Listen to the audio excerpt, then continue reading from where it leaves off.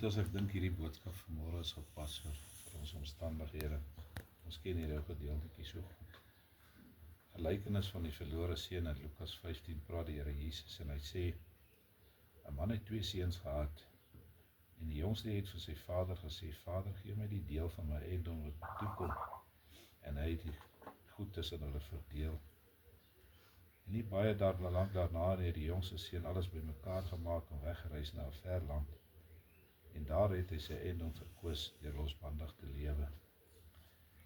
En toe hy alles deurgebring het, kom daar 'n hongersnood in daardie land en hy het begin gebrek ly. Toe het hy hom by een van die burgers van daardie land gaan voeg en dit het gekom en hy is gestuur om varke op te pas. En hy het verlang om sy maag te vul, maar hulle het hom nie eens die pele van die varke gegee nie.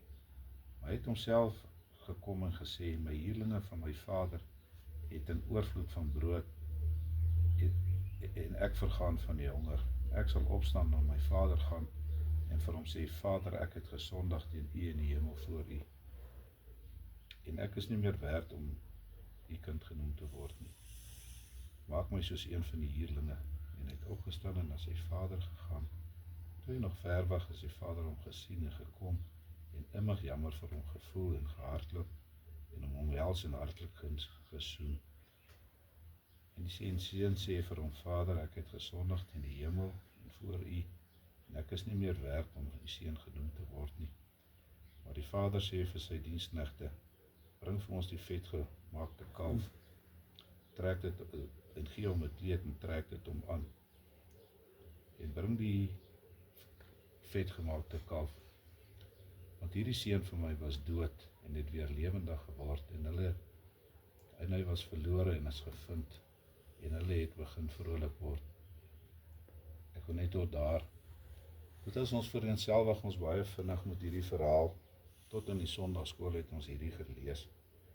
En ek dink almal van ons was in hierdie stadium dat hoe ons lewens gelyk het, toe ons na die Here Jesus toe kom, ons was verlore en hy het ons siel gered en hy het ons gewas met sy bloed. En as 'n mens in hierdie verhaal dink, dan is dit waarna ons kyk, is hierdie verlore seun in die pad wat ons almal gestap het. En dit is so heerlik en dit is so goed, want die Here was goed vir ons gewees.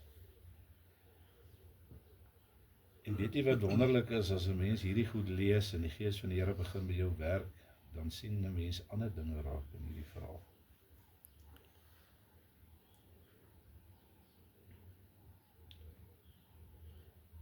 En sy oudste seun was in die veld en terwyl hy al nader aan die huis gekom het, hoor hy musiek en weersange. En hy roep een van die diensknegte na hom en vra wat dit beteken. Die seun sê vir hom, die broer het gekom en die vader het die vetgemaakte kalf geslag, omdat hy gesond teruggekom het. En hy het kwaad geword en wou nie binne gaan nie. Sy vader gaan toe uit en smeek hom. Maar hy antwoord en sê vir sy vader, kyk, ek dien nie al so baie jare en ek het nooit 'n gebod oortree nie. En vir my het U nooit 'n bokkie gegee sodat ek saam met vriende vrolik kon wees nie. Maar toe hierdie seun van U kom,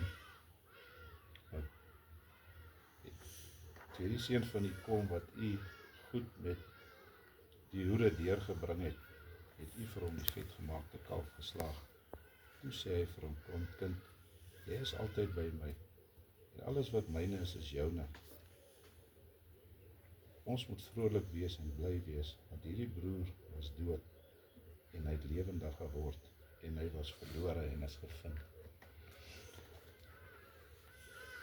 Dit is wat baie interessant is as 'n mens na die tweede broer kyk, dan sien ons uit 'n hele ander siening oor hierdie situasie. Toe ek deur hierdie gelykenis werk, ek gaan dink ek daaroor hoe maklik is dit vir ons om kwaad te word oor dinge en onver genoeg te wees. So vinnig kan ons verander oor ons siening. Ons ken die Here al vir baie jare, maar hoeveel keer gebeur dit met ons dat iets met ons gebeur en ons sê, Here, maar ek dien nie al so lank. En in 'n oogwink kan jy verander van die eerste broer na die tweede broer se gesindheid. En ek het gelees daar in Galasiërs 5:16 skryf Paulus daaroor. En hy praat oor kwaad word, tweestryd. En al hierdie dinge wat so vinnig kan verander as iets nie jou pad loop nie.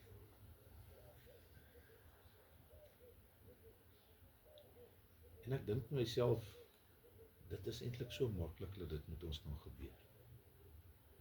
Ons het vanmôre net hier geluister na situasies van Marcel se seun, van Susan se hande, Boeta van jou vrou en al hierdie goed. Ons kan so maklik vir die Here sê, Here, maar ek dien al so baie jare. Hoekom dit en hoekom dat? En verander ons van hierdie wonderlike gebeurtenis van die eerste seun waar ons gewas het, dat ons lewe verander het, ons in sy hande vir ewig vas het. En ons gaan nou hierdie situasie toe van kwaad word, vir onver genoeg. Al hierdie dergelike dinge. Susanna, ek wil vanmôre vir jou sê, dat as jy daai hande oplig, dan sê Here, hierdie hande is daar om U te loof en te prys. Ons moet pas op dat ons nie in hierdie gesindheid van ons oor die Here, van die eerste seun na die tweede seun se gedagtes beweeg. As jy na hierdie wêreld kyk, dan sê jy, wel, ons moet nie vir mekaar jok nie, as 'n moeilike wêreld waar ons lewe. Maar in Galasiërs, jy kan dit gaan lees in 16, wat sê Paulus, is regtig die vrug van die Gees. Here, ten spyte daarvan, sal ek U loof, sal ek U prys. Want dis nie so maklik. Dit is maklik vanmôre om dit vir mense te sê. Maar as jy vir die Heilige Gees vra om jou te help in hierdie situasies, dat jy altyd die gesindheid sal behou van die eerste seun. En ek het vir myself gevra, hoe gereeld gebeur dit met my, dat ek so vinnig is om te pla in die gesindheid van die tweede seun. En ek het my uitgevang, ek doen dit. Dis maar net 'n mens. En daarom is dit belangrik. Dit is baie keer so moeilik dat ons raak so vasgevang in 'n probleem, ons sê ek het na jou geluister vanmôre. Maar dit nou is om te kan regkry en te sê, voordat ek ongelukkig raak of ongeduldig raak, net daar neer te sit en sê, Here, ek weet, U maak die pad wat aan jou pad is. Here, ek weet, miskien nie is presies soos wat ek dit wil hê, maar ek weet, dat daar sal weer opgaan. Naas, ons het altyd hoop, maar daar sal 'n dag kom, dat die Here vir jou sal oopmaak. Dis die God wat ons dien. En dan vanmôre wil ek afsluit as hier 'n derde gedeelte hierso. Dis die gesindheid van die Vader. Die Vader is 'n Vader van liefde, van deernis, van omgee. Reg deur sy woord kan ons maar gaan lees in die Ou Testament, hoe die volk teen die Vader gesondig het. Elke keer, as hulle berou getoon het, het hy hulle vergewe. En wat my so mooi is dat die Vader het na die tweede seun toe gaan, hy het hom gesmeek om in te kom, want hy het hom lief, dis sy seun. En ek sit so 'n bietjie en dink daaroor, het ons al gedink, hoe groot dit vir die Vader moes wees, om sy seun na hierdie wêreld toe te stuur vir ons. Hy het geweet wat sy seun moet deurgaan. Hy verstaan die pyn en die lyding, maar hy het ook geweet, dat dit is die pad vir die ewige lewe vir die mensdom wat hy gemaak het. Daarom wil ek jou herinner vanmôre, dat jy na betragting. Hou hierdie in gedagte. As iets met jou gebeur, staan net hier so 'n bietjie en dink, sê, het ek die gesindheid van die eerste seun, of is ek nou besig met die gesindheid van die tweede seun? Amen. En as dit tot jou kom, as jy die gesindheid stop net daar, en sê, Here, kom ek gee dit vir U. Ek weet dit is seer, ek weet dit is hard, ek weet dit is nie lekker nie. Maar Here, een ding weet ek. Die liefde wat U vir ons het in hierdie wêreld van ons. Dit wat U binne ons gemaak het, sê Romeine, geen dood of lewe of owerhede of mag of engele of enige skepsel kan ons skei van die liefde wat in ons God is. En hou dit vas in daai omstandighede. En almal van ons weet wat so lank pad met die Here stap. Dit is nie lekker om in die woestyn te wees.